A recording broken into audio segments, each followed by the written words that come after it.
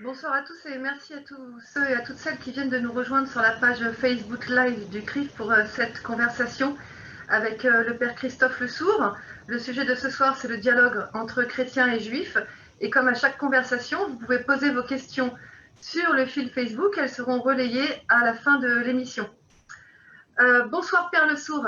C'est un plaisir et un honneur pour moi de partager ce temps de parole avec vous.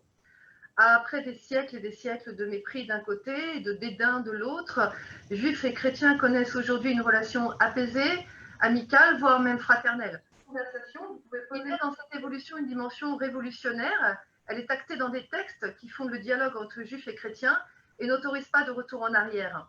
Cela, bien entendu, n'empêche pas que parfois des tensions surgissent, notamment à propos de la position du Saint-Siège vis-à-vis de l'État d'Israël, ou encore, comme ce fut le cas par le passé, au moment de l'affaire du Carmel d'Auschwitz et d'autres encore, mais le dialogue est maintenu et des solutions ou des apaisements apparaissent à chaque fois. Alors vous étiez prêtre dans le diocèse du Mans avant votre récente nomination à la direction du service national des relations avec le judaïsme de la Conférence des évêques de France. Et déjà à l'époque où vous étiez prêtre au Mans, vous étiez en charge des relations avec le judaïsme. Alors je sais que aucun de ceux qui s'investissent dans ce dialogue passionnant et particulier ne le font par hasard. Quand avez-vous rencontré le judaïsme et comment avez-vous dirigé une partie de votre mission pastorale vers les Juifs? Alors, tout d'abord, un grand bonjour Stéphanie, et sachez que je suis très heureux de dialoguer avec vous ce soir. C'est pour moi une joie et un honneur. Tout d'abord, c'est une histoire de famille. En effet, ma grand-mère maternelle s'appelait Rachel. Et tout petit, on m'a appris, je me souviens des mots de ma mère, combien il ne fallait jamais oublier que ma foi ne commençait pas avec les évangiles, que c'était très important de tenir compte du Premier Testament, de ce qu'on appelle communément dans l'Église catholique l'Ancien Testament. Et donc j'ai appris ce qu'étaient pour un jeune chrétien les racines juives. Donc d'abord ça, c'est une histoire de famille. Ensuite, il y a eu toutes les rencontres au moment de l'adolescence, les amitiés qui se sont créées, nouées et qui perdurent encore aujourd'hui. Ensuite, bien entendu, il y a eu la formation au séminaire avec une insistance extrêmement importante, et d'autant que ça concordait au moment de la publication de textes très importants de l'Église catholique. Et puis, il y a la mission qui m'a été confiée par l'évêque du Mans, puisque, comme vous l'avez dit, à juste raison, je suis prêtre du diocèse du Mans. On est incardiné, c'est-à-dire attaché à une terre, à un diocèse. Donc, je suis prêtre du diocèse du Mans au service aujourd'hui des évêques de France dans cette mission que vous avez située. D'accord. L'Église de France ne considère pas le dialogue avec le judaïsme comme un dialogue avec une autre religion, mais bien comme, selon les mots de Paul, repris des siècles plus tard par Jean-Paul II, comme un dialogue quasi intrinsèque. C'est l'image de la greffe sur l'olivier franc. Pouvez-nous développer un petit peu tout cela pour que nous comprenions tous le regard de l'Église sur les Juifs? Comment se traduit cet attachement particulier? Vous savez, dans le chapitre 11 de la lettre aux Romains, c'est saint Paul qui s'adresse aux premières communautés. Il leur dit, en gros, pour schématiser, ne fais pas le malin. C'est pas toi qui portes l'arbre, c'est l'arbre qui te porte. Et à ce moment-là, dans ce chapitre 11, il y a deux phrases tout à fait essentielles. Le chapitre commence par cette intégration. Est-ce que Dieu a rejeté son peuple? Certainement pas. Et puis, il va y avoir cette phrase magnifique qui va être reprise à plusieurs reprises, et en particulier lorsqu'il va y avoir l'anniversaire de Nostra Aetate, le rappel que l'alliance, comment dire, est irrévocable. L'alliance est irrévocable. Et ça, c'est pour nous tout à fait fondamental. Et à partir de ce moment-là, il y a toute une articulation théologique et spirituelle pour nous, les catholiques. Et s'agissant du dialogue, si vous le permettez, je voudrais resituer un moment extrêmement important, c'est en plein concile. Le concile a été lancé en 1962 par Jean XXIII. Il va y avoir la première session, son décès, et arrive Paul VI. Et en juin 1963, c'est la mort de Jean XXIII, Paul VI arrive, et il va y avoir la deuxième session, et immédiatement, Paul VI va écrire un texte extrêmement important qui s'appelle Ecclesiam Suam. Et j'en reparlais avec Cécile Després, que vous connaissez bien et que les uns les autres sont habitués à voir dans le dialogue judéo-chrétien. Et ce texte très important de Paul VI nous permet de comprendre son programme, le dialogue. Cette Église qui vit un orgiamento à la demande de Jean XXIII, cette Église doit être en dialogue. Et ce texte, cette encyclique de Paul VI va être surnommée l'encyclique du dialogue. Et par conséquent, dans tout le reste du Concile Vatican II, jusqu'à l'arrivée du vote de Nostra Aetate, ce texte si important pour le changement de regard des catholiques sur les Juifs et le judaïsme, eh bien, c'est dans une attitude de dialogue. C'est fondamental. Alors justement, je voudrais rebondir un petit peu sur le document dont vous venez de parler, et le Concile Vatican II, et bien sûr Nostra Aetate. Alors ce sont effectivement des textes fondateurs du dialogue. Néanmoins, il y a une question qui se pose quand même, et je pense qu'il est tout à fait légitime. Ces textes existent et un nouvel enseignement est encouragé et est donné. Simplement, la nature humaine étant ainsi faite, 2000 ans d'enseignement dans un sens, puis une révolution, parce que là on est dans une révolution totale, hein, d'enseignement, les choses ne se passent pas de manière aussi fluide, aussi souple, et vous-même vous êtes un enfant post-conciliaire, et pensez-vous que les enseignements de Vatican II dans les diocèses ont été assimilés, ou est-ce qu'on peut faire un petit point d'étape là-dessus? Qu'est-ce que vous en pensez, vous? Eh bien, on a un merveilleux... Non, je vous en prie. On a un merveilleux cadeau que je vous présente. Ça vient d'être publié. C'est le directoire pour la catéchèse. C'est un document produit par le Vatican pour l'Église universelle. Donc, il n'y a pas un seul responsable, il n'y a pas un seul évêque, il n'y a pas un seul responsable de la catéchèse qui n'ait pas ce document. Il est tout récent. Et ce qui est très important, c'est que la catéchèse est présentée comme un laboratoire de dialogue.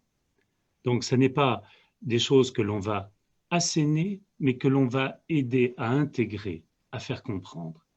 Et ce qui est très important à souligner dans ce document, donc destiné à tous ceux qui souhaitent, par exemple, devenir chrétiens, qui va accompagner la formation des tout-petits, eh bien, ce document, en fait, déploie tout ce que l'Église a produit comme texte depuis le Concile Vatican II, y compris des textes qui ont été élaborés dans une grande collaboration avec des autorités juives. Et vous voyez, ça, c'est extrêmement important. Donc, ça aide à répondre à votre question qui est très pertinente et essentielle. Quelle est la qualité de la réception des textes qui ont été donnés depuis 55 ans par l'Église catholique à tout fidèle? Eh bien, certes, ça prend du temps, mais on voit que sur le terrain, il y a beaucoup d'initiatives qui sont prises et qui permettent de vivre ce dialogue de façon habituelle, de façon usuelle. Donc, si je comprends bien, par exemple, dans l'enseignement du catéchisme ou dans la formation du futur communiant, ou peut-être même dans les homélies, on met en avant cette proximité avec les Juifs et cette importance du dialogue et ce raccord à l'olivier franc, cette greffe pour qu'elle prenne. Voilà. Pratiquement, c'est comme ça que ça se passe. C'est comme ça que ça se passe. Et ce qui est très intéressant, c'est que dans le nouveau directoire pour la catéchèse, le précédent date d'une vingtaine d'années, eh bien, les articles sont beaucoup plus nombreux et beaucoup plus développés. Donc ça montre bien, si vous voulez, qu'il y a une véritable évolution. J'aime beaucoup ce qu'écrivait Jean-Paul II quand il disait que c'était une évolution graduelle. Et on peut prendre l'image du clic, si vous voulez. On peut se dire que sur tel ou tel point, c'est un peu lent dans les avancées. Mais quand elles arrivent, il y a un clic, c'est irréversible. Et on avance en ce sens. Et donc, plus nous avons le temps entre le moment de la publication de Nostraté et aujourd'hui qui se déploie, plus on voit la formidable réception de ces textes et la façon dont les uns et les autres le vivent au quotidien dans leur foi. Donc l'enseignement et l'éducation sont vraiment les deux vecteurs d'appropriation et d'intégration de ce nouvel enseignement. De ce nouveau paradigme. C'est absolument fondamental. Et avec l'équipe du service national des relations avec le judaïsme, que j'ai la joie d'accompagner depuis 2 mois, ce qui est très important, c'est de se donner un maximum de moyens de faire connaître ces textes fondamentaux et ce changement de regard, et d'aider les uns les autres grâce aux délégués qui sont dans les diocèses, qui sont des interlocuteurs tout à fait privilégiés, mais être aussi à la disposition des responsables des pèlerinages, à leur disposition de ceux qui ont le souci de la formation des animateurs, la formation dans les cimetières, des futurs prêtres, vous voyez, au service pour pouvoir faire connaître ces textes fondamentaux. Et combien nos racines juives sont essentielles à la compréhension de ce que nous sommes. Tout à fait. Père Le Sourd, juifs et chrétiens ont des divergences doctrinales de fond. Certaines semblent irréconciliables et insurmontables. Comment fait-on vivre le dialogue au-delà de ces divergences? Je veux dire, le mystère de l'Alliance nous habite, chrétiens et juifs, certains. Est-ce que c'est cela qui nous permet, chacun dans notre tradition, d'être côte à côte, non plus face à face, mais côte à côte, cette recherche commune de la vérité et la conviction que la promesse divine est éternelle? Ce qui est important, c'est de se dire que nous sommes ensemble en chemin et que c'est le même Dieu qui parle dans le Premier et le Nouveau Testament. C'est notre intime conviction. Et par conséquent, puisque l'alliance est irrévocable, il est essentiel que nous puissions nous aider dans la compréhension toujours plus grande, plus avancée du mystère de Dieu. Vous savez, j'aime beaucoup ce passage du buisson ardent. Lorsque Moïse se dit, je vais faire le tour et je vais comprendre. Et Dieu voit que Moïse fait le tour pour comprendre. Il lui dit, mais retire tes sandales, la terre que tu foules est sacrée. Ce qui veut dire, mon pauvre Moïse, tu ne feras jamais le tour de la question de Dieu. Et donc Dieu est infiniment plus grand que ce que nous en comprenons et nous pouvons nous aider dans la compréhension du mystère de Dieu. Ça, c'est quelque chose de tout à fait fondamental. L'Église de France est particulièrement inquiète de la survivance de l'antisémitisme et de sa banalisation. Je vais vous lire un extrait d'une déclaration de Monseigneur Ravel. L'évêque de Strasbourg, oui. Absolument, qu'il a faite au mois d'août de cette année, suite à un acte antisémite qui avait été commis dans cette belle ville. Il dit entre autres, voilà ce qu'il dit.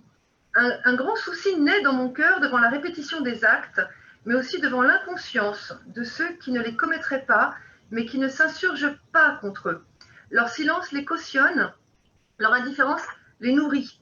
Comment pensez-vous que l'Église de France puisse agir pour endiguer cette passion triste et mortifère qu'est l'antisémitisme?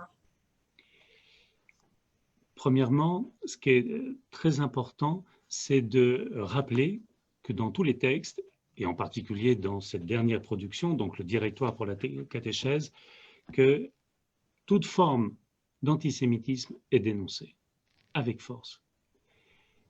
Deuxièmement, ce qui est très important, c'est de souligner que chaque évêque dans son diocèse, dès lors qu'il y a des gestes antisémites, des propos antisémites, prennent la parole, se déplacent, signifient leur proximité et dénoncent ces actes, ces gestes, ces paroles. Ça, c'est quelque chose d'extrêmement important, même s'il n'y a pas une répercussion au niveau national, n'empêche qu'au niveau local, chaque évêque prend la parole et réagit. C'est quelque chose que l'on constate de façon habituelle. Et je crois beaucoup aussi, donc, comme on le disait tout à l'heure, à l'éducation des esprits et faire en sorte que spontanément, chaque catholique, qu'il soit jeune, qu'il soit plus âgé, puisse, devant tout geste, toute parole antisémite, puisse se dire, voilà, ne touchez pas cet homme, ne touchez pas à cette femme, ils sont mes frères, ils sont mes sœurs. Ça, je crois que c'est une véritable ambition de faire en sorte que spontanément, il y ait une réaction et que on ne puisse pas dire que du côté catholique, ça n'imprime pas, pour reprendre une expression à l'intérieur d'une tribune récemment publiée dans l'Express. Oui, vraiment, ça imprime dans le cœur des catholiques. Je peux vous dire que lorsqu'il y a tel ou tel propos, tel ou tel geste, nous en entendons beaucoup parler et nos frères et sœurs sont très sensibles à cette question. Je pense que nous savons, en tout cas, nous avons pu à chaque fois vraiment apprécier avec beaucoup de chaleur les marques de solidarité qui sont venues de l'Église de France quand des Juifs ont été attaqués. Et il va de soi, on reprenait tout à l'heure, si vous voulez, l'importance de l'enseignement et peut-être celui-ci plus que n'importe quel autre. C'est-à-dire que l'antisémitisme est par essence presque aussi anti-chrétien. Ça, je pense que c'est quelque chose aussi qu'il faut intégrer et que si on est vraiment dans cette relation fraternelle et de jonction entre juifs et chrétiens sur ces questions d'hérédité, alors inévitablement l'antisémitisme doit toucher les chrétiens avec force puisque Jésus était juif. Mais je ne dirais pas mieux. Simplement, ce que je me permets d'ajouter, vous voyez, on est en train de préparer un document pour les fiches croire. Ce sont des fiches publiées et qui sont mises à disposition dans les églises, dans les centres diocésains, etc. Et sur ce document, on met une phrase du cardinal Lustiger qui rappelle combien l'antisémitisme, c'est une méconnaissance du christianisme. Le christianisme est incompréhensible sans le judaïsme et par conséquent l'antisémitisme, c'est une véritable insulte à Dieu lui-même et à notre foi. Bien. Alors, je vous propose qu'on voyage. On va prendre l'avion maintenant, vous et moi, et on va aller en Israël. Alors, vous connaissez bien Israël pour y avoir conduit pendant plusieurs années des pèlerinages. Le dialogue entre juifs et chrétiens en Israël est quasi inexistant. Pour reprendre un extrait de l'ouvrage récent de Rafi Marciano, Juifs et chrétiens, la promesse d'un dialogue, je le cite, voilà ce qu'il écrit. Il écrit « Il est plus facile pour un juif de Jérusalem de rencontrer l'archevêque de Paris que de rencontrer le patriarche latin de Jérusalem. » Alors, comment expliquer ce double paradoxe? Premier paradoxe, c'est là où tout a commencé, qu'il ne se passe rien. Deuxième paradoxe, c'est dans cette contrée du monde où les juifs sont plus nombreux démographiquement que les chrétiens, eh bien le dialogue ne prend pas. Alors qu'est-ce qui se passe? Qu'est-ce que vous pensez, vous de tout cela? Et avec en plus Jérusalem au cœur, qui est quand même importante pour nos deux traditions. Alors, moi j'entends ce qu'écrit Rafi Marciano. C'est un livre magnifique. Je l'ai lu avec passion. Je pense quand même que c'est une présentation un peu pessimiste, je me permets de le dire, et je vois en tant que prêtre accompagnateur de nombreux pèlerinages, ça fait 20 ans, 30 ans que j'accompagne 2 pèlerinages par an, voilà. Donc ça fait un certain nombre de pèlerinages. Il y avait un certain nombre d'incontournables et en particulier cette volonté d'aller à la rencontre des Juifs. C'est-à-dire qu'il me paraît impossible, comme beaucoup de mes confrères, comme beaucoup de responsables des pèlerinages, il paraît impensable qu'il ne puisse pas y avoir de rencontre avec des Juifs en Terre Sainte et qu'on revienne d'Israël sans ce dialogue. S'agissant de ce qui se passe sur place, je pense qu'il y a plusieurs paramètres. Tout d'abord, il y a un paramètre géopolitique qui est éminemment complexe. Voilà. Donc ça, c'est une première donnée. Deuxième donnée, je pense aussi que le pays, une telle mosaïque, et en particulier dans le monde juif, que pour les interlocuteurs, c'est plus complexe que lorsque il y a telle ou telle communauté très identifiable. Ça, c'est un deuxième élément. Troisième élément, c'est aussi le fait que la situation des Juifs en France est très différente de la situation des Juifs en Israël, où ils sont très majoritairement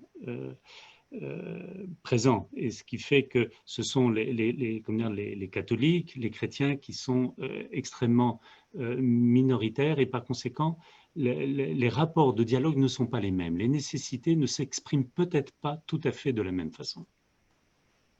Oui, je comprends. Et il y a, ça va nous donner l'occasion d'en parler, il y a des endroits merveilleux en Israël qui sont ouverts pour le dialogue, notamment l'abbaye d'Abou Ghosh. Abou Ghosh. Voilà, oui. Où réside notre ami frère Louis-Marie. On peut peut-être en dire un mot ou deux pour que notre public puisse au moins avoir cette connaissance-là. Qu'est-ce qui se passe à Abou Ghosh? Qu'est-ce qu'on y fait? On y reçoit des Israéliens, beaucoup même. Oui. Alors, à Abou Ghosh, il y a une communauté monastique, hommes et femmes, hein, il y a 2 cloîtres, et leur vocation, leur charisme, c'est d'être une présence cordiale auprès du monde juif. Ça, c'est leur mission. Et ils l'assument depuis plusieurs décennies de façon tout à fait magnifique. Maintenant, le frère Louis-Marie en a la responsabilité.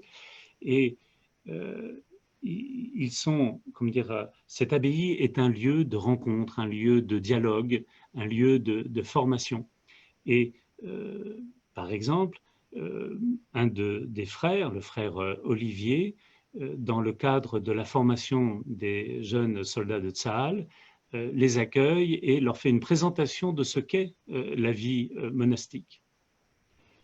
De même, nous conduisons régulièrement les pèlerins pour que justement ils puissent entendre des chrétiens qui ont une vocation particulière, la vocation monastique, et qui sont en dialogue privilégié. Et ils sont nos représentants de façon particulière, significative auprès de nos frères juifs. Ils ont beaucoup de mérite parce que ce qu'ils font, c'est pas facile. C'est admirable, d'autant que j'ajoute, actuellement, il y a la situation due à la Covid fait qu'il y a une situation complexe et financière délicate. Comme pour beaucoup d'Israéliens, bien sûr. Ah, oui. Mais enfin, pour eux, c'est particulièrement difficile eu égard au fait que depuis mars, il n'y a pas de pèlerins, il n'y a pas de touristes. Oui, absolument. Ouais. Absolument.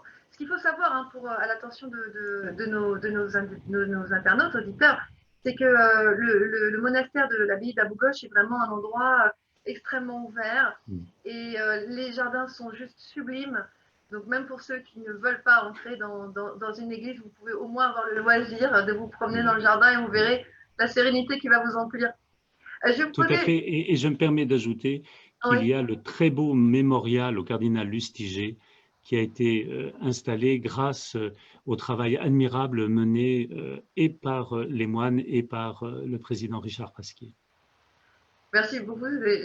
C'est préférable que ce soit vous qui le rappeliez que moi. C'était bien normal. Très élégant.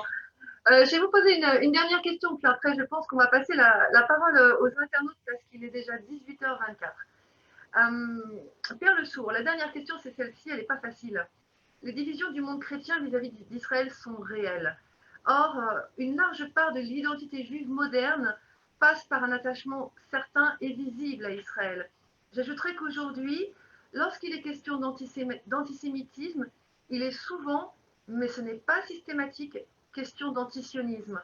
Alors, comment allez-vous faire pour combattre cet antisémitisme qui revêt les vêtements d'une haine obsessionnelle d'Israël, sans entrer dans ce que j'ai pu plusieurs fois moi-même entendre dans des réunions de dialogue judéo-chrétien et que l'on nomme assez pudiquement, et peut-être mal pudiquement, la politique?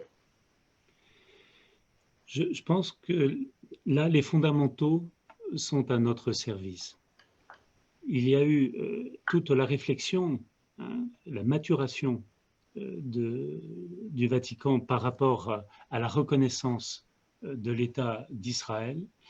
Et aujourd'hui, voilà, on retrouve cette notion de cliquer, c'est irréversible. Et pour le Vatican, c'est extrêmement clair. le droit à l'existence d'Israël à vivre en paix et en sécurité. Ça, c'est quelque chose de fondamental et d'irréversible. Et on a à cœur de le répéter extrêmement souvent. Après, évidemment, il y a un rapport à la politique, au gouvernement, etc. Mais il faut toujours revenir aux fondamentaux. Le droit à l'existence d'Israël et à vivre en paix et en sécurité. Et ça aussi, vous pensez que, à l'instar du rejet de l'antisémitisme, et bien entendu, hein, sans entrer dans des clivages qui sont liés à l'exercice de tel ou tel gouvernement, c'est vraiment pas ça du tout qui nous préoccupe. Hein. C'est exactement ce que vous venez de dire tout à l'heure, l'importance d'abord pour l'identité juive de ce paramètre, et ensuite le droit à l'existence pérenne, souverain pour l'État d'Israël. Oui, malgré effectivement les circonstances difficiles de cette existence, hein, on en est tout à fait conscient. Voilà, vous savez, je vais prendre un exemple extrêmement simple et très éclairant. Le pape François, lorsqu'il est allé en Israël comme pèlerin, eh bien, il a tenu, bien entendu, à l'Yad Vashem. Il est allé au Kotel, mais il a posé un geste que n'avaient pas posé ses prédécesseurs. Il est allé se recueillir sur la tombe de Théodore Herzl, le fondateur du sionisme. Vous voyez, voilà, c'est un geste immense et qui est une réponse magnifique à votre question. Merci beaucoup, c'est une symbolique qui est vraiment extrêmement forte. Je vais peut-être passer la parole à Marie-Sarah Siberger ou Robert Reginès pour le relais des questions des internautes, si vous voulez, c'est à vous. Ils ne sont pas là? Bon, alors c'est pas grave, je vais donc continuer sur mes questions. On est là. Oui, Robert, ok, vas-y. Je ne sais pas si Marie-Sarah est là aussi. Je ne crois pas. On va voir si on peut. Bien, c'est pas grave. Je vais vous poser une question en attendant Marie-Sarah Perlesaut. Cette conversation m'a beaucoup intéressée et aujourd'hui, je décide de m'investir dans le dialogue entre juifs et chrétiens. C'est quelque chose dont j'ai envie depuis très très longtemps. À qui je peux m'adresser? Alors, vous savez, ce qui est merveilleux, c'est qu'il y a plein de lieux qui existent et qui sont des lieux de dialogue. Il y a bien entendu toutes les instances mises en place par les diocèses. N'hésitez pas les uns les autres à prendre contact avec le service national des relations avec le judaïsme.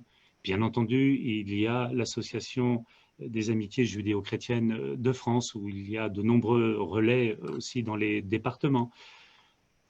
Il y a des lieux où des cours sont donnés. Et donc, il y a de nombreux lieux d'investissement. Et puis, il y a tout ce qui est vécu par les paroisses, qui sont en lien avec des synagogues et qui mettent ou des conférences en route, des temps de formation, des temps d'échange, et puis aussi proposent, par exemple, à Paris, Hiver solidaire. C'est être ensemble au service de nos frères en grande précarité. Voilà, donc il y a plein de lieux où il est possible de s'investir et de vivre ce dialogue et ce compagnonnage magnifique. Vous savez, moi j'aime beaucoup le livre de Martin Buber, Je et tu. Et ce n'est que dans les temps d'échange, les temps de rencontre que l'on peut découvrir qui est l'autre et avoir aussi des temps de révélation de ce que l'on est soi-même. On avance. On retrouve la figure d'Abraham. Hein. Il est allé de campement en campement, de déplacement en déplacement. Eh bien, le dialogue judéo-chrétien est au service de ces déplacements et je crois qu'au cœur de la cité, nous pouvons donner un magnifique témoignage de fraternité. C'est du reste ce que plaît de ses voeux hier le grand rabbin Raïm Corsia qui était à Rome à l'invitation du pape François où il a parlé de la reconstruction d'un temple et cette reconstruction est prioritaire, c'est celle de la fraternité. Absolument. Et à nous de faire connaître aussi la richesse de ce dialogue pour donner envie, n'est-ce pas? Absolument. Absolument. Ouais, c'est notre rôle. Marie-Sarah et Robert, je ne sais pas si vous avez des questions pour le Père Le Sourd. Oui, bonsoir Père Le Sourd. Merci beaucoup pour cette conversation fort intéressante. On a des questions et sur Zoom et sur Facebook. Une des questions qui revient concerne l'ouverture des archives du Vatican en mars 2020 sur la Shoah.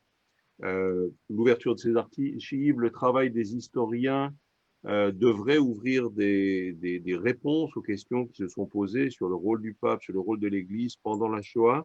qu'est-ce que aujourd'hui l'Église attend et comment est-ce qu'on va pouvoir construire à partir de cela? Donc, bien entendu, ce sera une vérité qui va être exprimée par les historiens, mais qu'est-ce que vous, au niveau de l'Église, vous attendez de ces archives et comment est-ce que ça va poursuivre la construction du dialogue? Vous savez, je crois qu'ensemble, nous sommes invités à affronter le réel. Et le pape François a voulu, de façon extrêmement forte, faire en sorte que tous les chercheurs, tous les historiens puissent accéder à ces archives et mener un vaste travail. Alors, on sait qu'il y a de nombreux déjà débats qui émergent, mais je pense qu'il faut donner le temps aux experts, aux historiens de mener leur travail pour que ensuite, ensemble, on puisse reprendre ce dialogue à l'aune de ce qui aura été trouvé et mis en perspective.